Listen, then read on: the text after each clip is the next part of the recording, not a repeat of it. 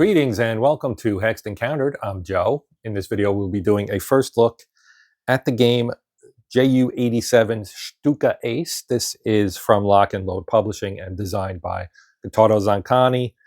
And it's new, just came out, and it is a solitaire game. And Stuka has become a relatively popular topic for solitaire games. This, I think, is the third one that's come out in the last, I don't know, couple years maybe. At least I've played two previous ones with the same topic, just handled slightly differently. So this, as I said, pretty much brand new, going to be the next solo Sunday game. But in lieu of actually using it for content on Solitaire Sunday, I'm going to save that for actual gameplay. And I thought I would do a first look, just kind of a general first look here ahead of the gameplay, which of course will be considered part of the Solitaire Sunday series. I'm going to flip this over. It is a pretty thick box, as you can probably see here.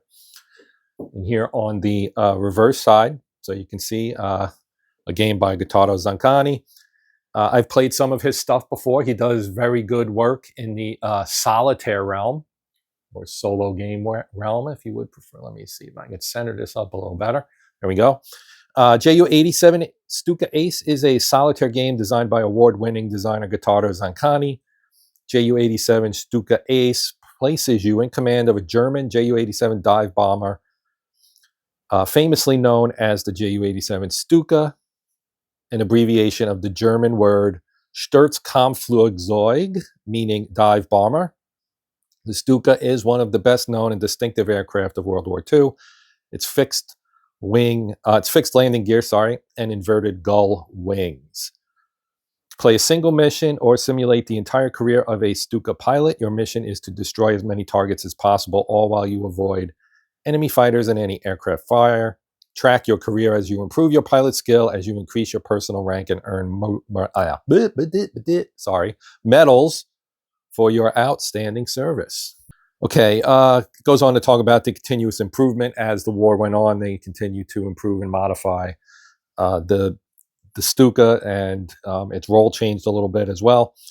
But here's what we've got inside. Got a counter sheet with 100 counters, a spiral-bound game manual. That's one of the things I like about Lock and Load. Their components are really nice in general. They're very, very nice, I should say. But they also give you spiral-bound manuals, which is definitely thumbs up in my book. Spiral-bound theater book, one single-sided 11x17 pilot org play card. 15, that's a lot, 15 8.5 by 11-inch player aid / reference cards. Two double-sided 8x5 by 5.5 pilot player cards.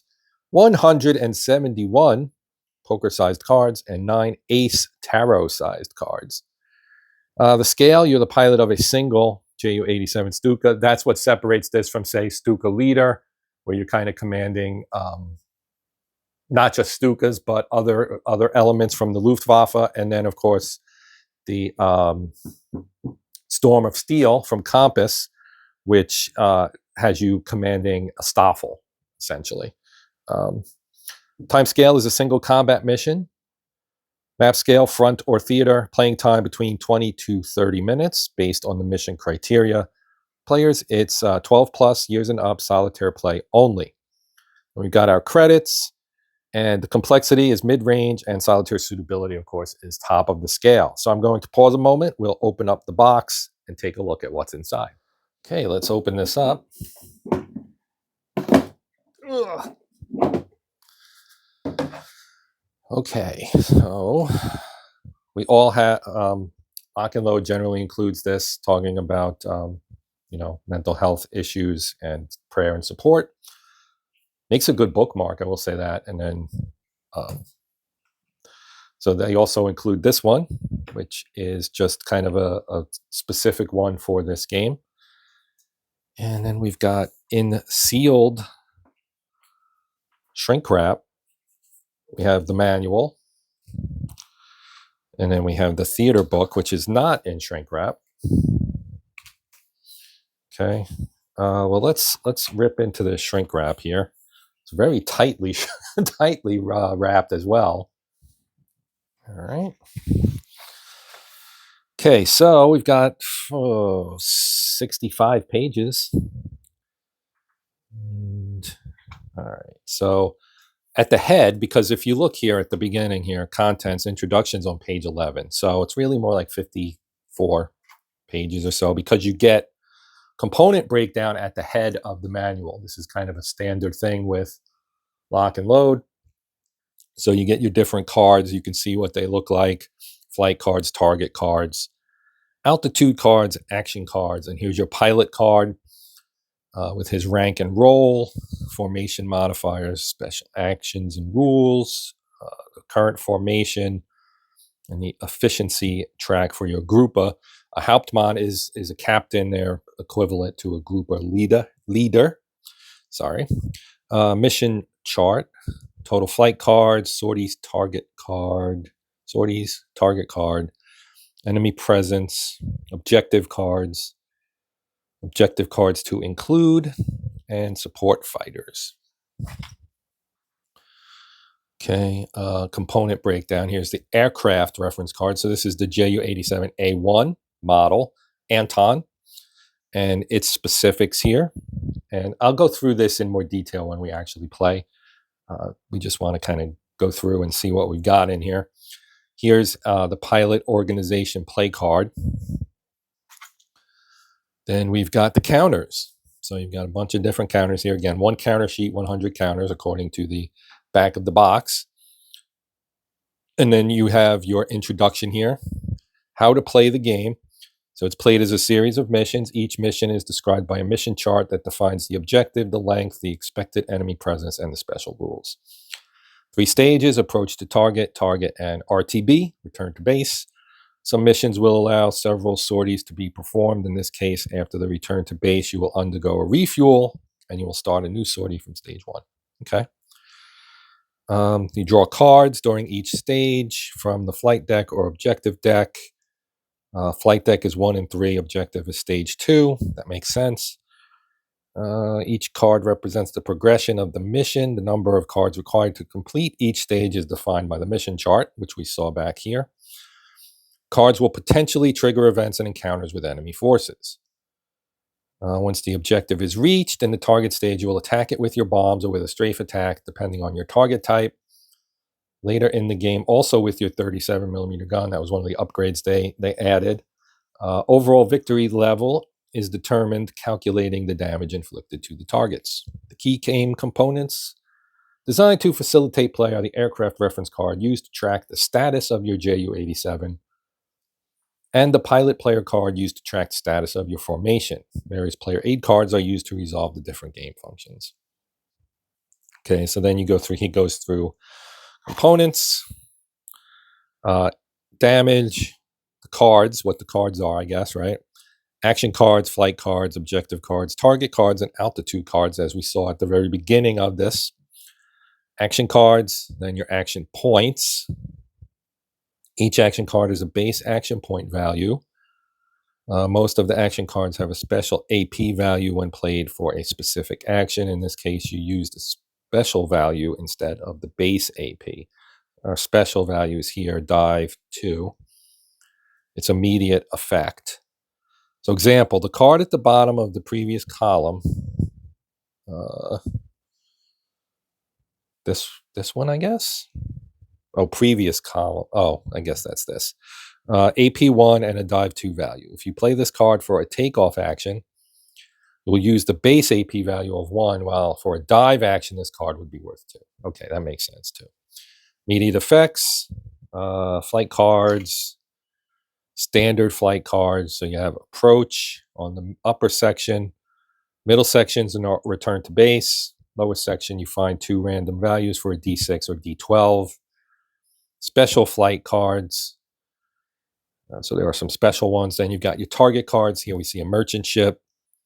A couple tables on here. Left table, you can find here listed the models of the main bombs that can be selected to attack this target. And the right table, you can find here the bonus granted when releasing a group of bombs together. Objective cards. Searching cards representing the flight toward the target. Searching cards will often include an event. Got a flak one here on this one. Target revealed.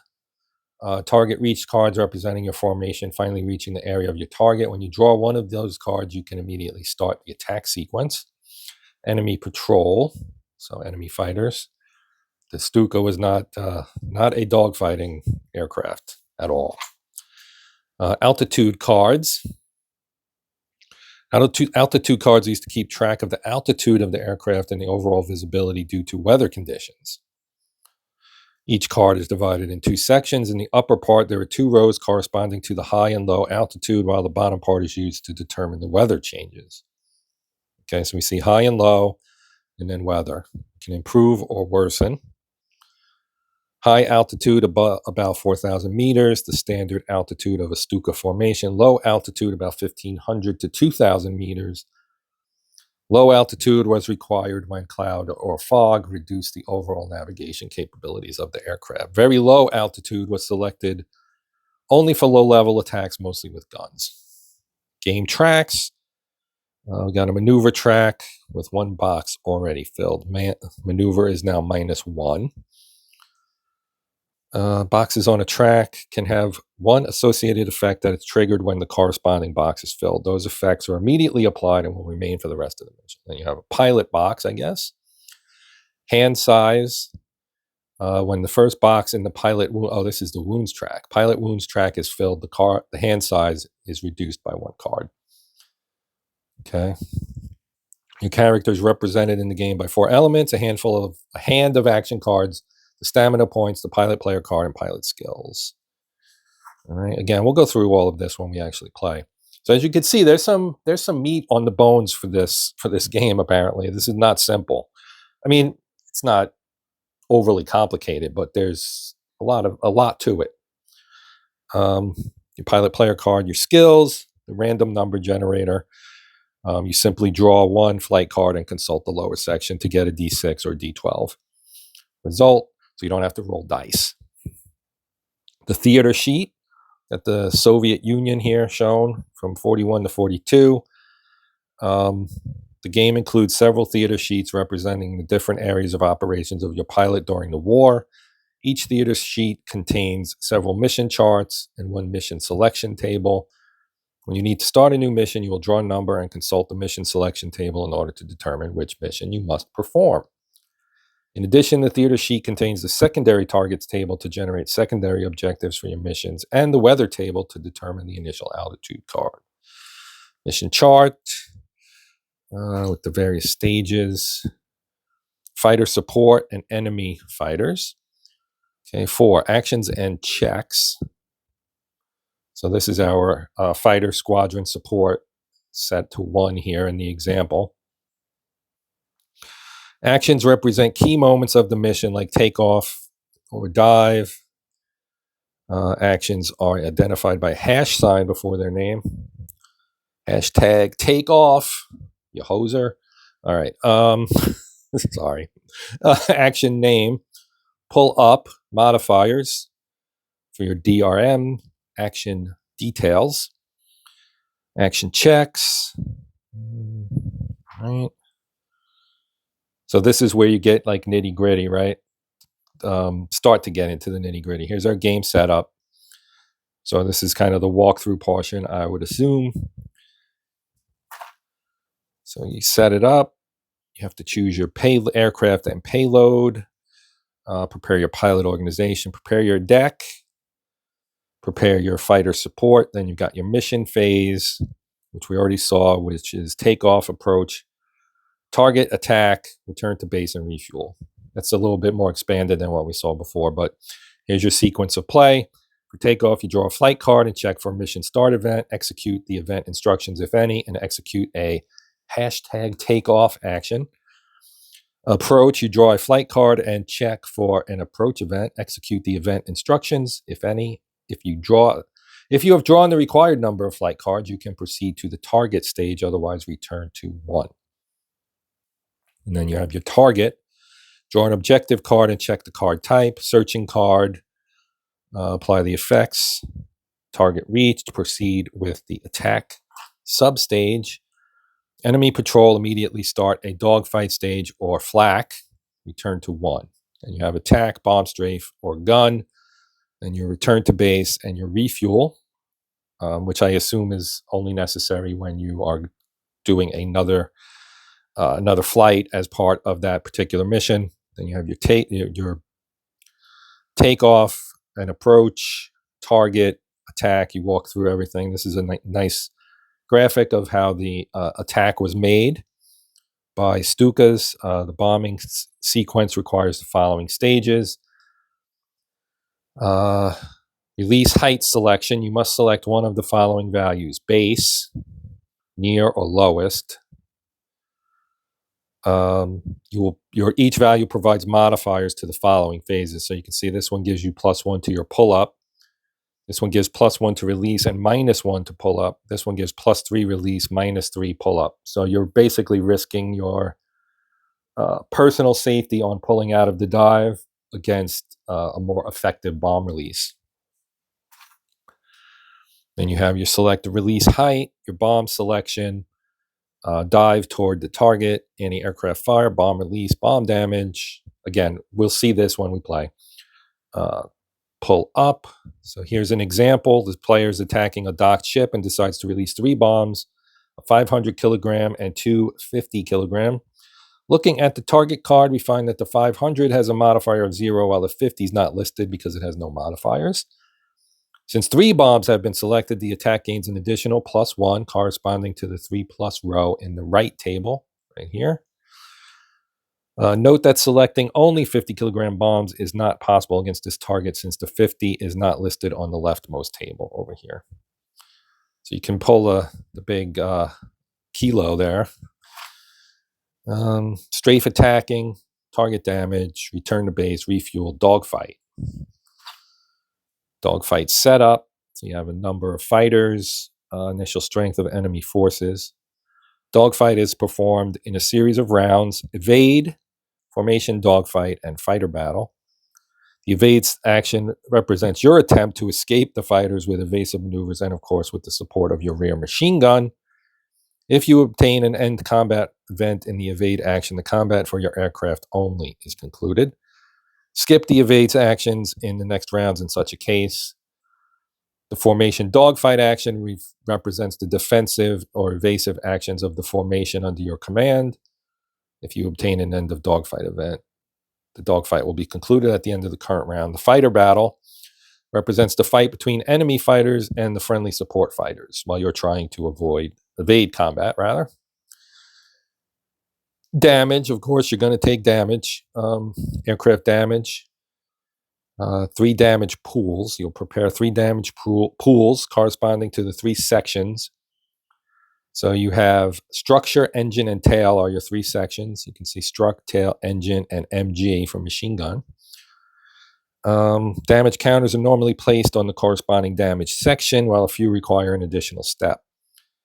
And then they give you descriptions of each of the different damage counters. End mission phase, mission events. That is the end of that. Then you've got the campaign game. So it goes through how the campaign game works. I will probably do a campaign. We'll see how many gameplay videos I do, probably 2 or 3, only because I have so many games that I want to play here. But we'll see how it goes. If it's real popular, it can go on for longer than that. Campaign game. So you start your mission selection, losing the mission, aircraft selection, cluster bombs. Okay. The Keta, which is a flight. And then, of course, you had the Staffel, which is the squadron. And a Grupa is 3 Staffel. Basically 3 squadrons in a group, to equate it to the U.S. Air Force terminology, which is pretty much the same: a flight, a squadron, and a group. Right? Pilot ranks: Leutnant for both pilot and Keta leader. Staffel leader is an Oberleutnant. Grupa leader is a Hauptmann, and that's as high as you go, I guess. And then you have your victory points, your flight deck, and you get promotions, I guess. different numbers of eagles on them. Here's your formation, your standard card versus a Catalina replacement card. Formation chart. So this adds a whole other level of complexity to the game, which seems pretty cool. Because now you're commanding multiple aircraft. Heavy tank. You can win medals. That's pretty sweet. Career cards. So this part kind of reminds me of the Gregory Smith games where you have like a pilot image and you can add different things to it to kind of show what you've done, who you're attached to, etc., etc. Very cool. Then we have night missions, optional rules for the Spanish Civil War optional campaign start variant. Iron Blossom. Oh, this is cool. Hypothetical campaign of the Eisenblüte, the Iron Blossom expedition. In 1938, a single Stuka was supplied to the Japanese with the intent to be evaluated as a carrier-borne aircraft. The Japanese eventually decided to develop their own aircraft. This campaign simulates if a handful of Ju-87s as a part of Kampfgruppen 200 or 200 were instead sent to demonstrate their potential to the Japanese in their war against China. You are only able to participate in either the Condor Legion or the Iron Blossom, not both. That's pretty cool. I like that. Then you have Malta, Sevastopol, the Graf Zeppelin. So this would be the German aircraft carrier, which is another kind of alt history thing. That's kind of cool. Graf Zeppelin.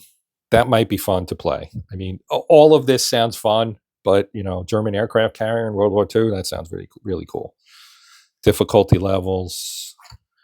Now we've got notes for the various, very short history of the Ju-87. So it takes you through, I guess, pre-war, Poland, Norway, Belgium, and France, the Battle of Britain, Mediterranean, the Eastern Front, the various models, the Anton, the Bertha, Richard, Caesar, Dora, and Gustav. Gustav is the kind of, I think, most famous one. Late war, it's got its nice 30, well, these both have 37 millimeter cannons on them. Stuka armaments, there it is, the Bord Kanone, 37 auto cannon, various bombs, and then bibliography. I always check this out. We got our credits. Then you have your game tutorial. Very cool. Very cool manual here. Manual cover, I guess. Gun emplacement. So yeah, maybe we'll go through this when we do our first gameplay, because this walks you through the whole thing. This is very cool.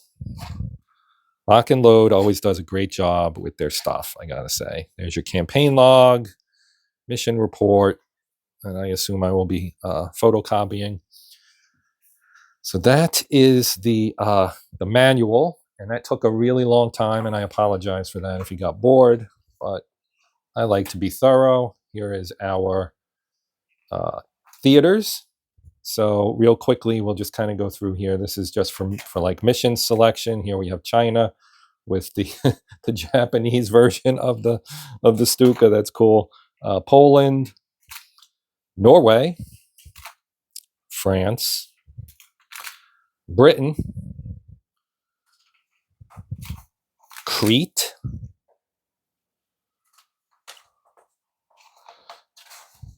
Mediterranean, 4142, Malta, more Malta, Italian version, North Africa, First Soviet Union in 4142, Sevastopol, 42.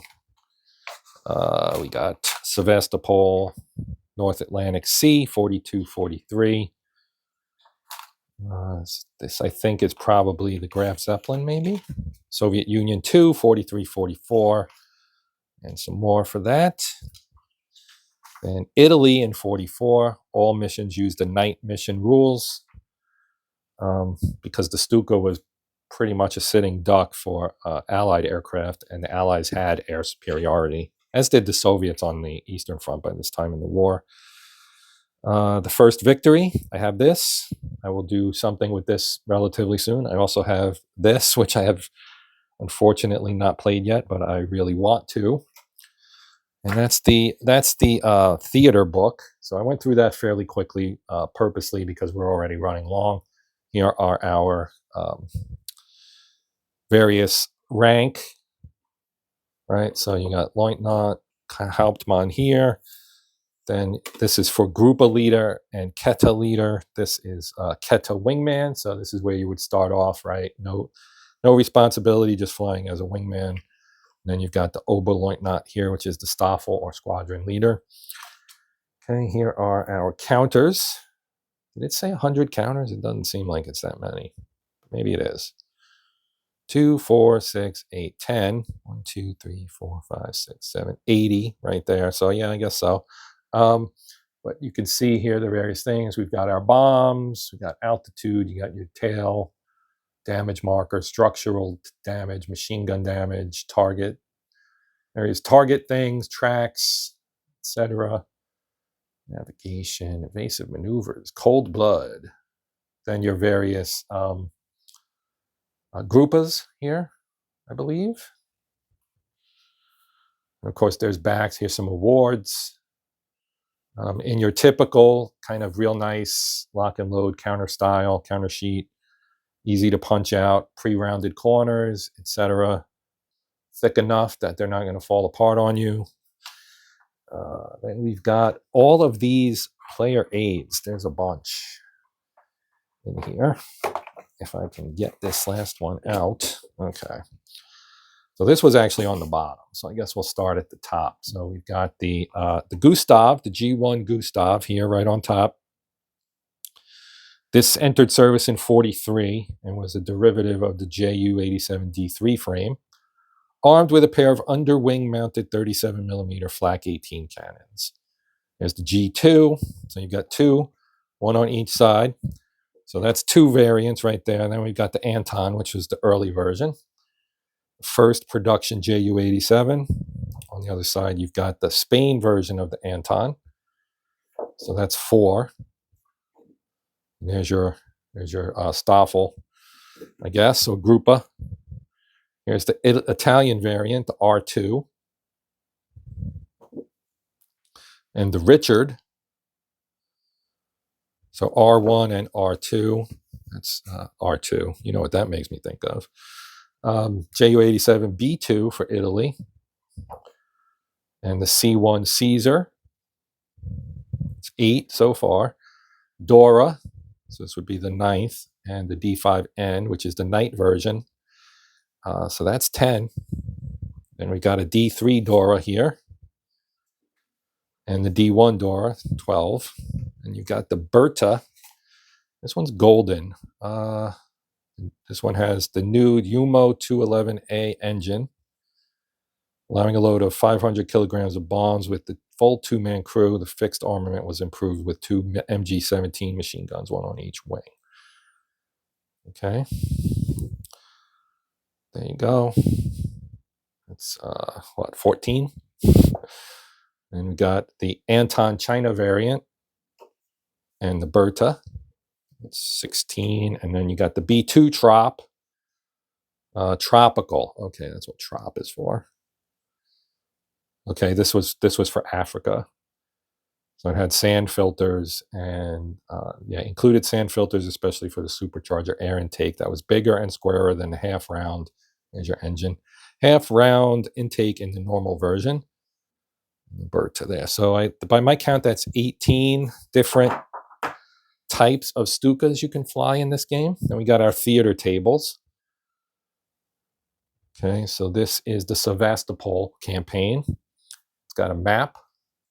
As you can see, Soviet units marked on here, German units as well. And you've got your key of things here, and then what base you're flying from, the mission table, what flight cards, the type of aircraft you're going to fly, etc. And this is the Condor Legion. So this would be in Spain during the Spanish Civil War, I guess. Condor Legion. Yeah, 38. So this is Condor, Iron Blossom. Then you got Traeger Grouper 186. This is the Atlantic. So this would be the carrier variant one. Then the Gruppo. This is the Italians down here. 102 Gruppo. And we've got the one of the player aid cards, dogfighting, procedure, pilot experience. This side has the sequence of play. I love the art. The art is very cool. There's your throttle, I think. Or maybe that's your dive. Maybe that's your dive control. Anyway, Stuka Ace bomb attack, strafe attack, gun attack. You got takeoff with damage and repair, crash, flak, emergency landing, return to STG D6 if the pilot's seriously wounded. One or less captured by the enemy, and you can draw D6. You're either executed or sent to a prisoner's camp, which ends your career either way. 2, you hide from enemy forces. If seriously wounded, set the pilot to light wounded, lose 1 mission, and then execute this action again. 3 to 6, you manage to return safely to your group. Landing, altitude change, ground landing. So that's that one. More theater tables. This one is your campaign sequence, victory points. Then down here you have the STG-1 theaters table, which goes through Poland, Norway, Naval, North Africa, all 3 Soviet Union campaigns. And then here's Stug 2, or STG-2, Poland, France, Crete, the Russia, North Africa, Naval, and then back to the Soviet Union. STG-77. So you choose your unit, and that will give you your campaign progression through the various parts of the war. Here's the campaign log on hard and mission on the. So this makes it really easy to make a photocopy. That's pretty cool. All right. Then the sequence of play. So this is Graf Zeppelin. You see the folding wings. This would be the carrier variant. Single-sided Graf Zeppelin mission sequence. More theater tables. This is the last one. This one is this is the same as the other one, except it's only one-sided. Okay. Then what do we have left? Cards. So I typically do the cards separately, and I will continue to do that. So these are flight cards. And you can see you've got the action points on there. Right. These are our ace cards, at tarot sized. And then you have career cards. So this would be the blank career card. Well, this is, of course, ace cards. You got to find Rudel. He's got to be in here, right? Nordmann, Cine, Gottardo Zancani. There he is, Hans Ulrich Rudel. He's the Stuka Ace of aces. Ace rules, and then, of course, as I mentioned, that card. So these weren't in shrink, so that's why I pulled them out. So the designer made his own. Good for him. All right. That's cool. The perks of designing the game, I suppose. All right. And here we have our more flight cards. And these, I think, are, well, we'll get into these as well. Here you can see approach and return to base on here. And then these are mission cards. Well, that's a mission card, I'm pretty sure. Target cards. All right, so various events and so on. All right, so that is what's in the box. And I also have another goodie. I will show you here momentarily. I'll put all of this stuff back in the box. I did back this on GameFound, and I got a playmat. So let me open this up. All right, so here it is. Naturally, I put it down upside down. There we go. So there, right here. Well, it's not quite flat yet, but we'll get there. Put a book on here or something. But anyway, you've got your pilot card right here. Achievements, places for altitude, target, flight, flight cards, and its discard pile. Objective cards down here. Approach, return. Your tracks for fighter, squadron support, and enemy fighters, and then your pilot card right here in the middle. I've become, like a lot of people, I've become kind of a fan of the neoprene mat. It's very nice. It lays flat generally, so you can do it. I use it all the time when I play my red, white, and blue racing game, as you've seen if you watch that particular series. But yeah, this is very cool, and I have it for several other games as well. So you will see this when I do the playthrough, which will be coming up in our next installment of Solitaire Sunday. But for now, that is going to do it. That is the first look at this big old box full of Stuka goodness here, the Ju87 Stuka Ace from Lock and Load Publishing, designed by Gottardo Zancani. And look for gameplay on this really, really soon, like within a week, when we roll around to Sunday again. So that is going to do it for now. Please consider liking, sharing, and/or subscribing. If you have questions or comments, you know where to put them, right in the comments section, and I will do my best to get back to you as soon as possible. But I'm done. I'm Joe. This is Hexed Encountered, and until next time, as always, happy gaming.